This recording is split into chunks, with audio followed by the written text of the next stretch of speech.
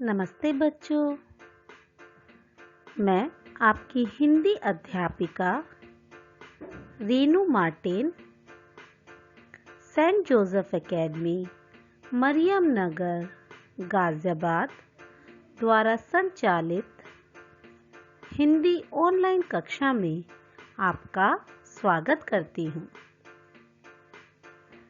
आज हम कक्षा 3 विषय हिंदी प्रथम पुस्तक रचना प्रसून के पाठ 19 जिसका शीर्षक है निबंध लेखन के विषय में पढ़ेंगे और इसे समझेंगे। बच्चों, इस वीडियो के माध्यम से हम पाठ 19 के भाग 2 के विषय में पढ़ेंगे। इससे पहले हमने इस पाठ के भाग 1 में जाना कि निबंध किसे कहते हैं, यानी हमने निबंध के अर्थ को समझा तथा कुछ निबंधों को भी पढ़ा और समझा। आज पाठ 19 के भाग 2 के माध्यम से हम आपकी पाठ्य पुस्तक में दिए गए अन्य निबंधों को पढ़ेंगे और समझेंगे।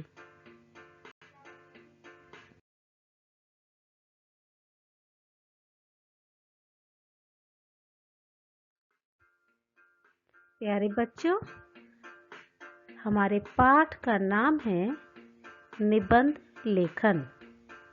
आइए निबंधों के बारे में पढ़ने से पहले निबंध का अर्थ समझते हैं।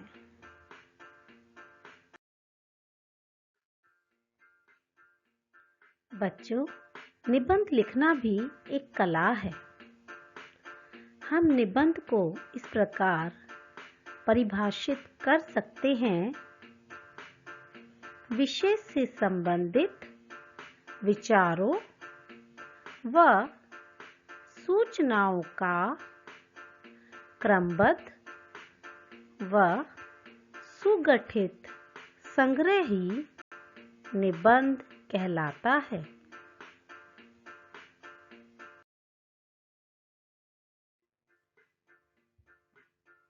बच्चों, हमारा आज का पहला निबंध है दीपावली। तो आइए दीपावली के निबंध को पढ़ते हैं। हमारे देश में बहुत से त्योहार मनाए जाते हैं। हिंदुओं के त्योहारों में दीपावली का त्योहार विशेष है। बच्चों, हमारे भारतवर्ष में अनेकों प्रकार के त्योहार हम मनाते हैं। हिंदुओं के त्योहारों में दीपावली का त्योहार बहुत ही महत्वपूर्ण है। यह त्योहार कार्तिक मास की अमावस्या को मनाया जाता है। बच्चों, भारतीय कैलेंडर के हिसाब से यह त्योहार कार्तिक मास की अमावस्या को मनाया जाता है। दीपावली से 2 दिन पहले धनतेरस, उसके अगले दिन छोटी दीपावली तथा उसके भी अगले दिन बड़ी दीपावली मनाई जाती है। दीपावली का त्योहार कई दिन तक मनाया जाता है। छोटी दीपावली और बड़ी दीपावली। छोटी दीपावली से पहले दिन हम धनतेरस मनाते हैं।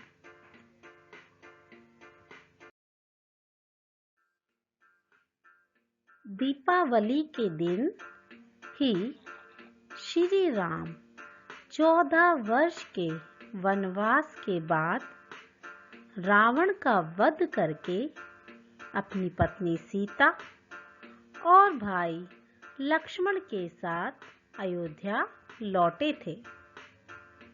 बच्चों, दीपावली का त्योहार किस कारण से मनाया जाता है, हम उसके बारे में भी लिखेंगे।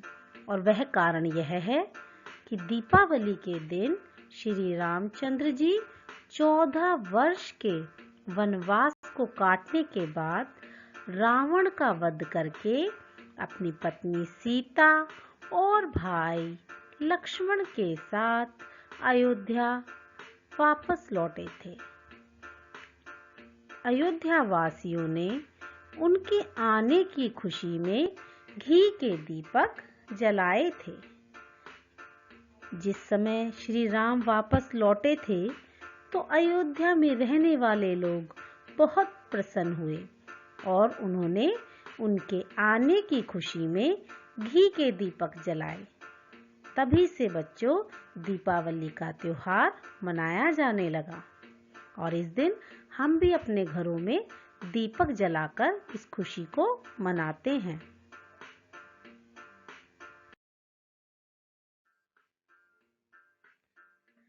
इस दिन बाजारों में बहुत भीड़ होती है। इस दिन लक्ष्मी पूजन किया जाता है।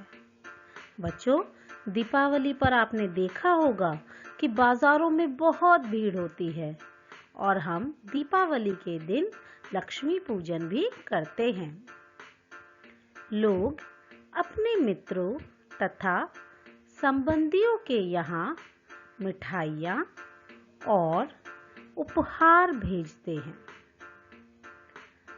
सभी लोग दीपावली के दिन अपने सभी सगे संबंधियों, अपने रिश्तेदारों और अपने मित्रों के साथ मिठाइयाँ बांटते हैं और उपहार भी आदान प्रदान करते हैं।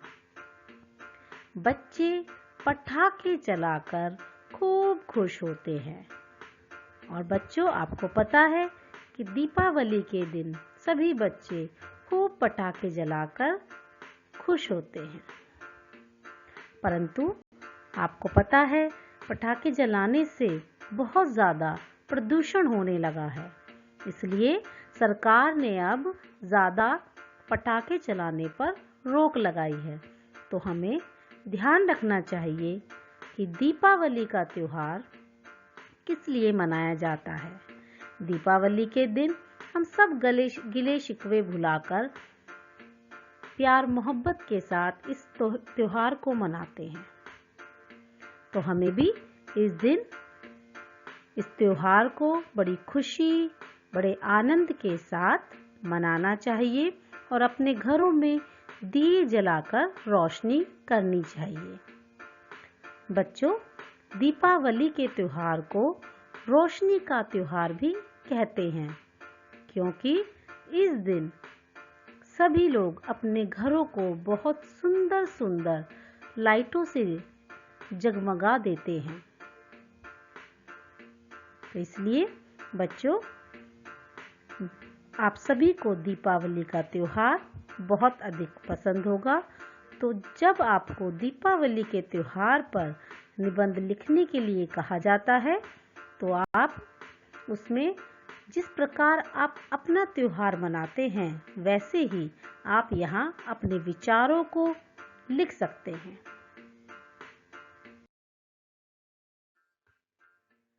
बच्चों, हमारा अगला निबंध है दशहरा। दशहरा भी हम सभी लोग बहुत मिलजुल कर इस त्योहार को मनाते हैं। तो आइए हम पढ़ते हैं कि दशहरे पर क्या क्या किया जाता है। दशहरा हिंदुओं का त्योहार है। बच्चों, दीपावली की तरह दशहरा भी हिंदुओं का त्योहार है। इसे विजयदशमी भी कहा जाता है। यह त्योहार सामान्यतः अक्टूबर मास में मनाया जाता है। आपने देखा होगा बच्चों, दशहरे का त्योहार अधिकतर अक्टूबर मास में मनाते हैं। प्राचीन भारतीय महीनों के हिसाब से आश्विन मास की 10वीं तिथि को दशहरा मनाया जाता है। बच्चों, अगर हम प्राचीन भारतीय महीनों के हिसाब से देखें तो आश्विन मास की 10वीं तिथि को हम दशहरा मनाते हैं।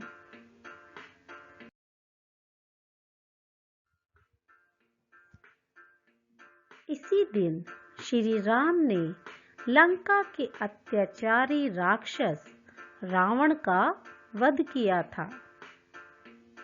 बच्चों, दशहरे को हम इसलिए मनाते हैं क्योंकि इस दिन भगवान श्री राम ने लंका के बहुत ही अत्याचारी राक्षस रावण का वध किया था। दशहरे से कुछ दिन पहले स्थान स्थान पर रामलीलाओं का आयोजन किया जाता है। दशहरे के दिन एक बड़े मैदान में मेला लगता है जहां रावण, मेघनाद और कुंभकर्ण के बड़े बड़े पुतले बने होते हैं।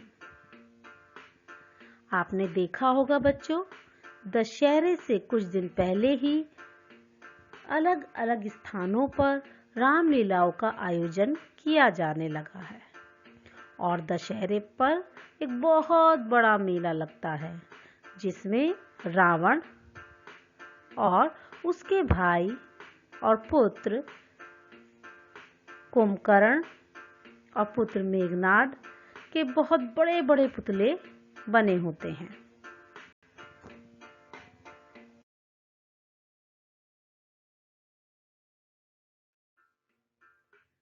शाम के समय श्री राम के स्वरूप एक बाण से इनमें आग लगा देते हैं। जब शाम हो जाती है बच्चों, तो जो पात्र श्री राम का किरदार रामलीला में निभा रहा होता है वह एक बाण के द्वारा इनमें आग लगा देते हैं। इससे पुतले में भरे पटाखे बज उठते हैं। इस उत्सव को देखने के लिए लोगों की भीड़ एकत्रित होती है। बंगाल में यह त्योहार दुर्गा पूजा के नाम से मनाया जाता है। बच्चों, इस उत्सव को देखने के लिए बहुत भीड़ एकत्रित होती है और हमारे लिए यह जानना भी आवश्यक है कि बंगाल में दशहरा को दुर्गा पूजा के नाम से मनाया जाता है। दशहरे का त्योहार हमें सिखाता है कि सदा सत्य की ही जीत होती है। तो बच्चों, आपने देखा कि दशहरे के त्योहार से हमें यह शिक्षा मिलती है कि सदैव सत्य की जीत होती है।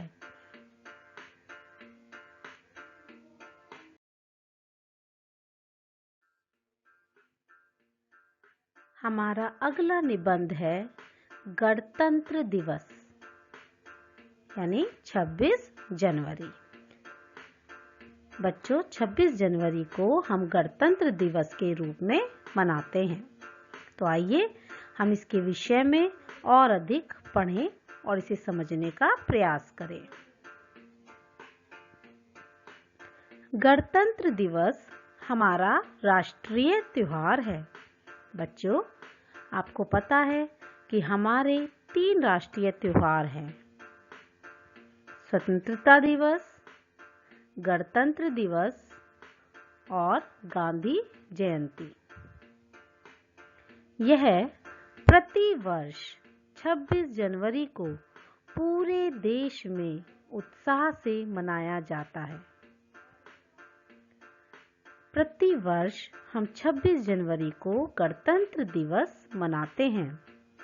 इसी दिन सन 1950 में हमारे देश का अपना संविधान लागू हुआ था।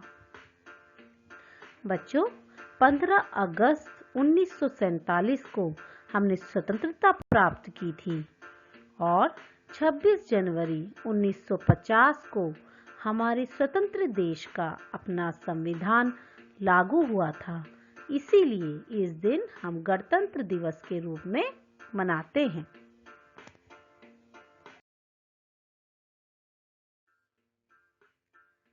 26 जनवरी का मुख्य समारोह दिल्ली में मनाया जाता है।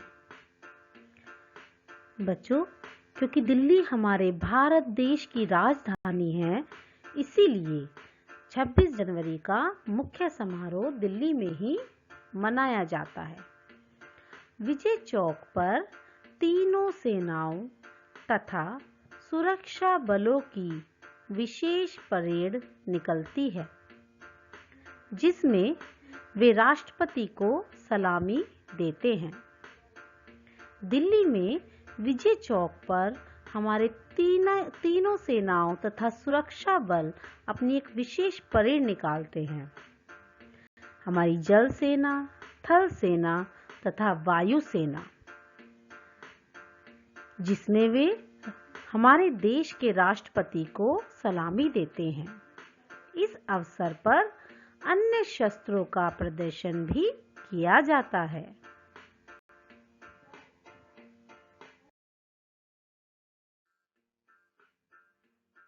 देश के कोने-कोने से आए लोक नर्तक अपनी कला का प्रदर्शन करते हैं।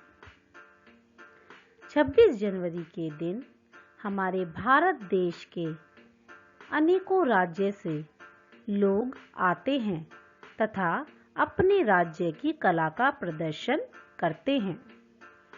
विभिन्न विद्यालयों के बच्चे भी इस अवसर पर रंगारंग कार्यक्रम प्रस्तुत करते हैं। इस अवसर पर विभिन्न राज्यों की सुंदर झांकियां निकलती हैं। 26 जनवरी के दिन विभिन्न विद्यालयों के बच्चे भी आते हैं और अपना कार्यक्रम प्रस्तुत करते हैं। इस दिन परेड में अनेकों राज्यों की सुंदर सुंदर झांकियां निकलती हैं, जो बहुत मनमोहक होती हैं।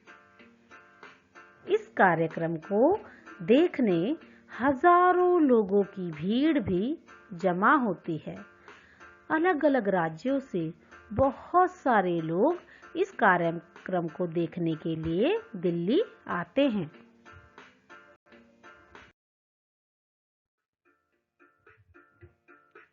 यह कार्यक्रम दूरदर्शन पर भी दिखाया जाता है। बच्चों, गणतंत्र दिवस का कार्यक्रम इसी दिन दूरदर्शन पर दिखाया जाता है। इस अवसर पर देश के हर राज्य में इसी प्रकार के कार्यक्रम होते हैं। आपने देखा होगा 26 जनवरी को हमारे विद्यालय में भी गणतंत्र दिवस मनाया जाता है। इसी प्रकार से देश के प्रत्येक राज्य में विभिन्न प्रकार के कार्यक्रमों द्वारा गणतंत्र दिवस मनाया जाता है।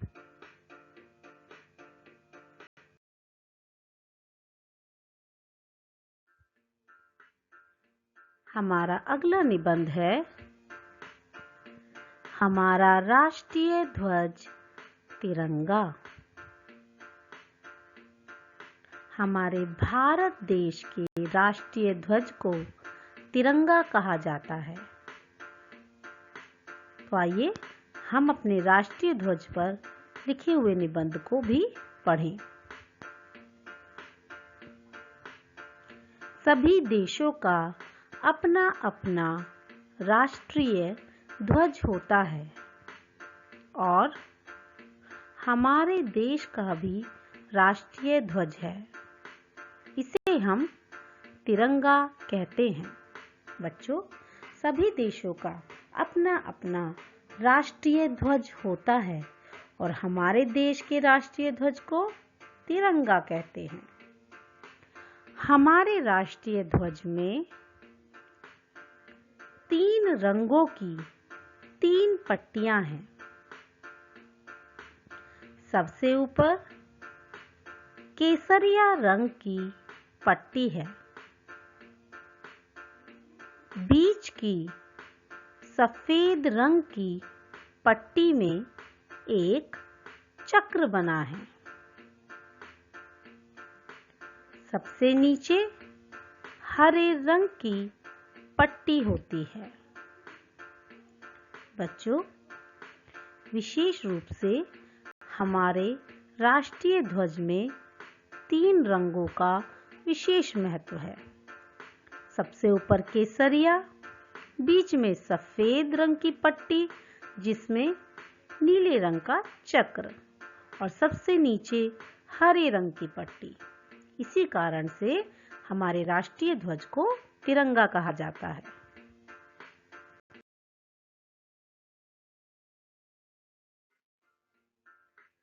हमारे ध्वज का केसरिया रंग वीरता का प्रतीक है।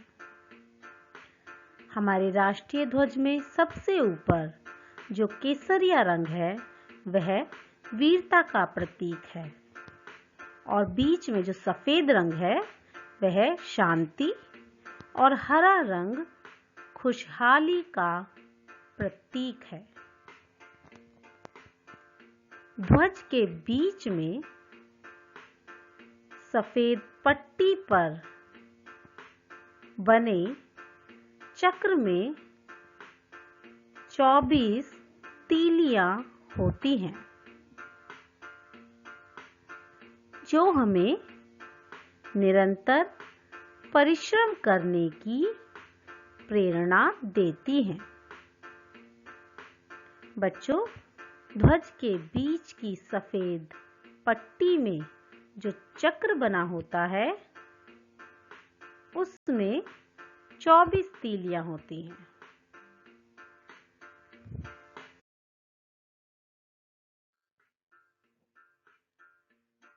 इस प्रकार हमारा ध्वज हमें वीर बनने, शांति से रहने, अपने देश को खुशहाल बनाने और परिश्रम करने की प्रेरणा देता है। हमें अपने राष्ट्रीय ध्वज का सदैव सम्मान करना चाहिए। बच्चों, हमें सदैव अपने राष्ट्रीय ध्वज का सम्मान करना चाहिए।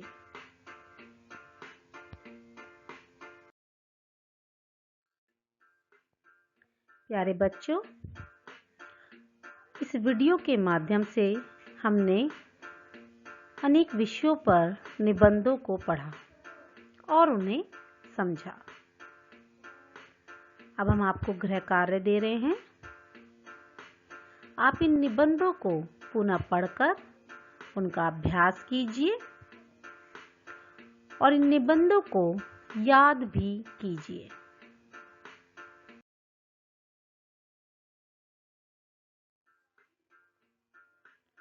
प्यारे बच्चों, आशा करती हूँ कि पाठ 19 के भाग 1 और भाग 2 की वीडियो में जो भी निबंध आपको समझाए गए, पढ़ाए गए, आपको समझ में आने वाले हुए हों।